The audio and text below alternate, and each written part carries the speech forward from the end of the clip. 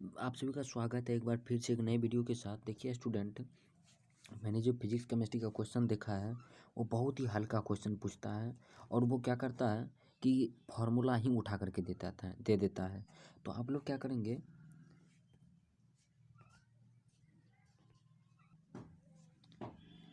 पहले क्या करेंगे, आप लोग केमिस्ट्री में जितने भी चैप्टर हैं उन सभी चैप्टर से आप लोग एक बार फार्मूला देख लेंगे।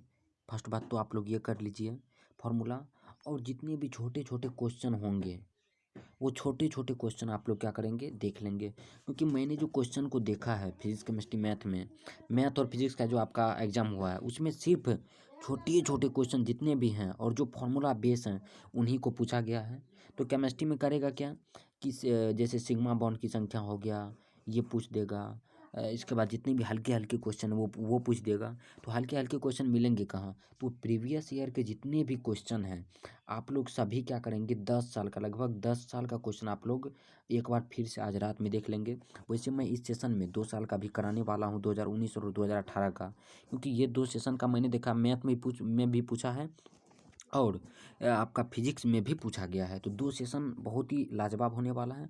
2 सेशन का पहले करवा देते हैं हम, इसके बाद आगे आप लोग क्या करिएगा, कर लीजिएगा, ठीक। तो फिर आप लोगों को अगर अभी तक आपने फिजिक्स का आंसर नहीं मिलाया तो आप लोग नीचे डिस्क्रिप्शन बॉक्स में लिंक मिल जाएगा या मेरा चैनल पे चले जाइएगा, आप लोग वहाँ से आप लोग कर सकते हैं। तो देखिए फर्स्ट क्वेश्चन हम शुरू करने जाते हैं। कहता है कि CH4 में सिग्मा बंधनों की संख्या क्या है। तो CH4 कैसे होता है, ऐसे होता है CH4।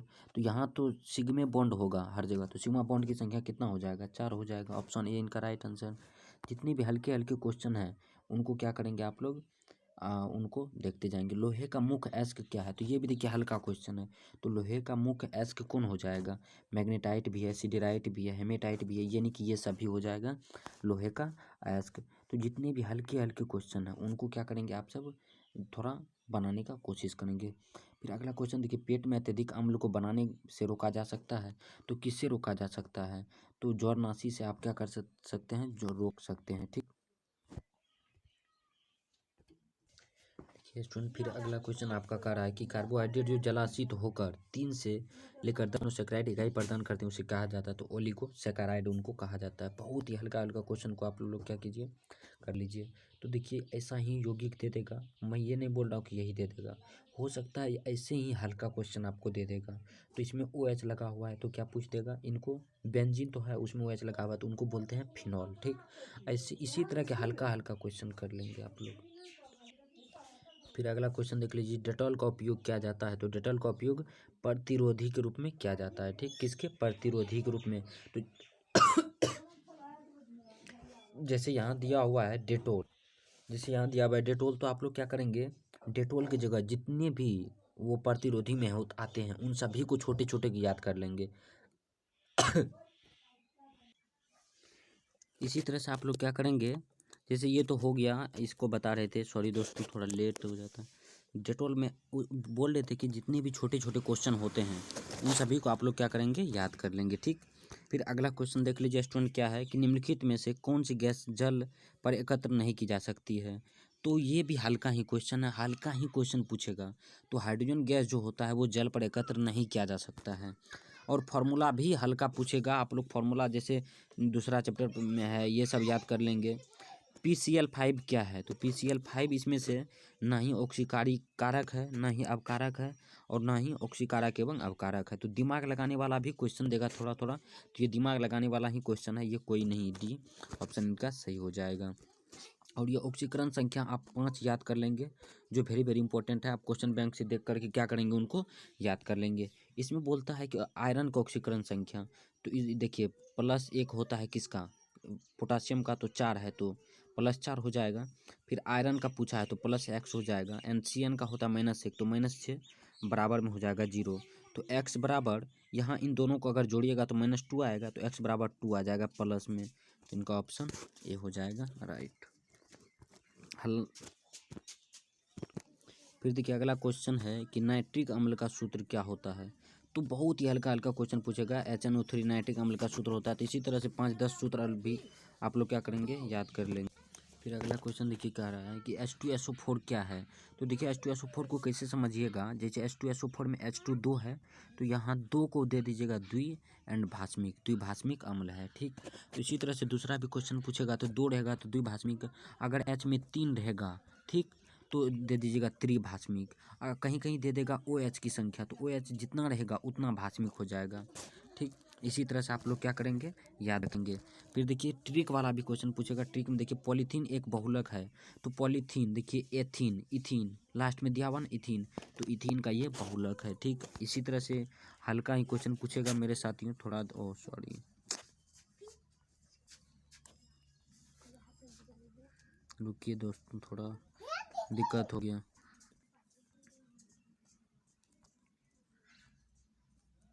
हाँ देखिए यहाँ से था कि आवर्त सारणी के द्वितीय आवर्त में तत्वों की संख्या। तो देखिए फर्स्ट आवर्त में आप याद रखिएगा दो संख्या होता है तत्वों का, फिर सेकेंड आवर्त में 8 होता है। ठीक, एंड थर्ड आवर्त में हो जाएगा 18, 2 8 18, फिर फोर्थ आवर्त में भी हो जाएगा 18 एंड 5 आवर्त में हो जाएगा 32।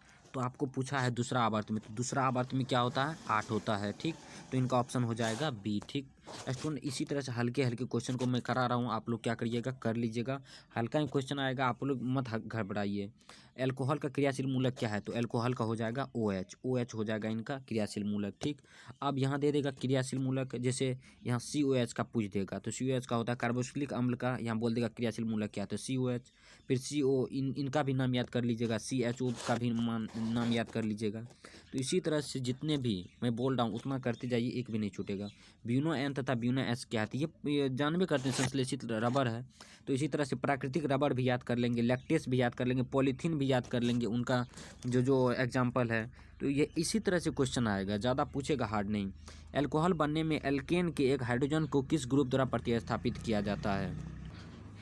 तो देखिए इनका जो ऑप्शन हो जाएगा ये हाइड्रोक्सिल ग्रुप द्वारा इनको किया जाता है, क्योंकि यहाँ हाइड्रोजन आया तो हाइड्रोक्सिल ग्रुप द्वारा करेगा ही। ठीक, फिर अगला क्वेश्चन देख लीजिए। देखिए ये भी इसी तरह से पूछेगा, कहाँ चले गया यार क्वेश्चन, थोड़ा नीचे आ गया था, चलिए यहाँ तक तो हो गया था।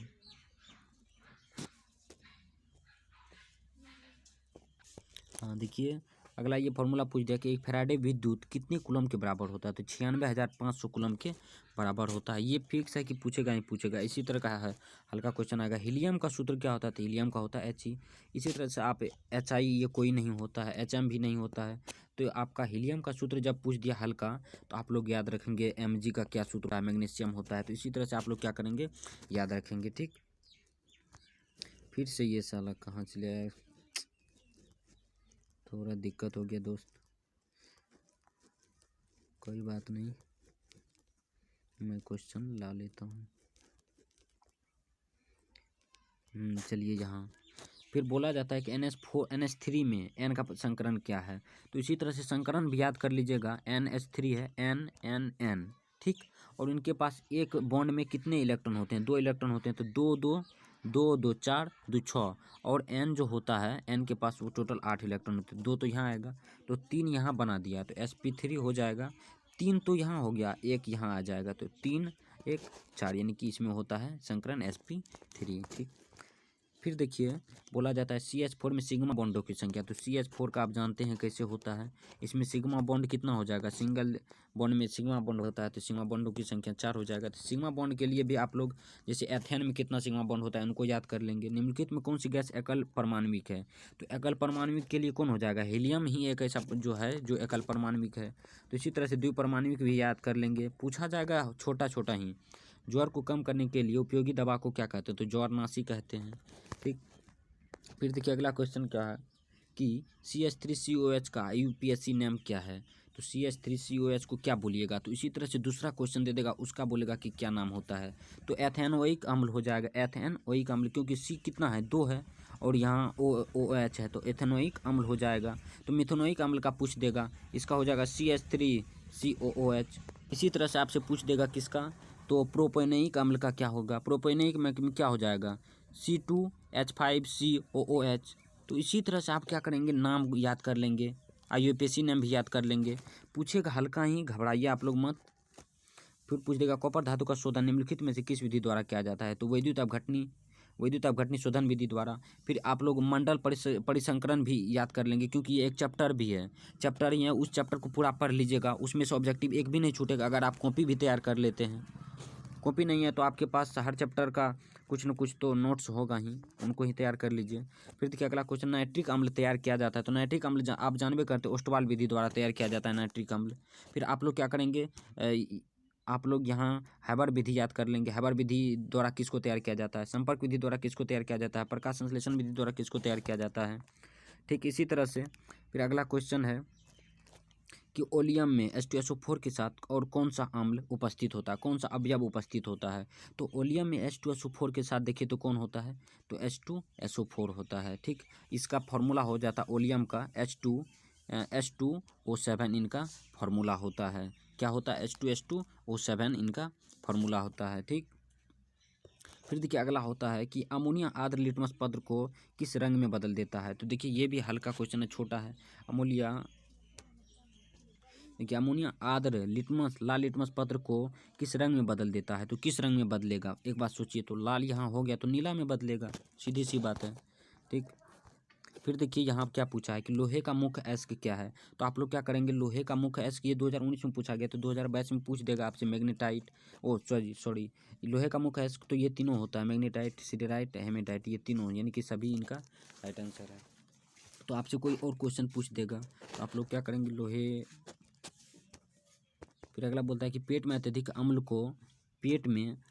अम्ल को बनने से रोका जाता है, तो वो एंटी एसिड मतलब प्रति अम्ल से हमको रोक सकते हैं। ठीक, हल्का ही क्वेश्चन पूछेगा, आप लोग घबराइए मत। एक विधि किसी धात्विक अयस्क को हवा के अधिकता में उसके गलनांक में गर्म किया जाता है, उसे क्या कहते हैं, तो उसे रोस्टिंग यानी कि भंजन कहते हैं, उसे क्या कहते हैं, भंजन कहते हैं। ठीक, फिर बोलता है कि आवर्तन के ग्रुप एक के तत्वों का कहता है, तो उनको क्षारीय धातु कहता है। आप पूछेगा, आप देखिएगा कल ये क्वेश्चन आएगा ही आएगा। दूसरा तत्व को क्या कहते हैं, तो उनको कहते हैं क्षारीय मृदा धातु। ठीक, दो ही याद रखिए ना, क्षारीय मृदा धातु किसको कहते हैं, क्षारीय धातु किसको कहते हैं। ठीक, फिर अगला देखिए अगला क्वेश्चन क्या कहा जाता है कि K3FeCN6 एक है, तो देखिए क्या है, उपसह संयोजक यौगिक है। तो यौगिक वाला चैप्टर आपको मिल जाएगा लास्ट में, तो उसमें भी याद कर लेंगे। ठीक, कि यौगिक कितने हैं, किसको कौन सा यौगिक कहा जाता है, तो संकरण भी याद कर लेंगे, यौगिक भी याद कर लेंगे। संक्रमण को नाम से भी जाना जाता है, तो संक्रमण तत्व जो होता है वो डी ब्लॉक के तत्व होते हैं, संक्रमण तत्व, ये तो आप सभी को पता ही होगा। ठीक, तो देखिए यहाँ आपका 35 क्वेश्चन पूरा हो गया। ठीक, टोटल 35 क्वेश्चन ये 2019 का था। ठीक, 35 क्वेश्चन अभी कर लीजिए। तो मैं आपसे यही रिक्वेस्ट करता हूँ कि आप क्वेश्चन बैंक को ही कर लीजिए। 35 क्वेश्चन अभी आ गया, फिर मैं 35 क्वेश्चन आगे लाने का कोशिश करूँगा, तो आप लोग बने रहिए मेरे साथ। मैं फिर से 35 क्वेश्चन अपलोड कर रहा हूँ, तब तक इसको आप लोग कमांड कर लीजिए।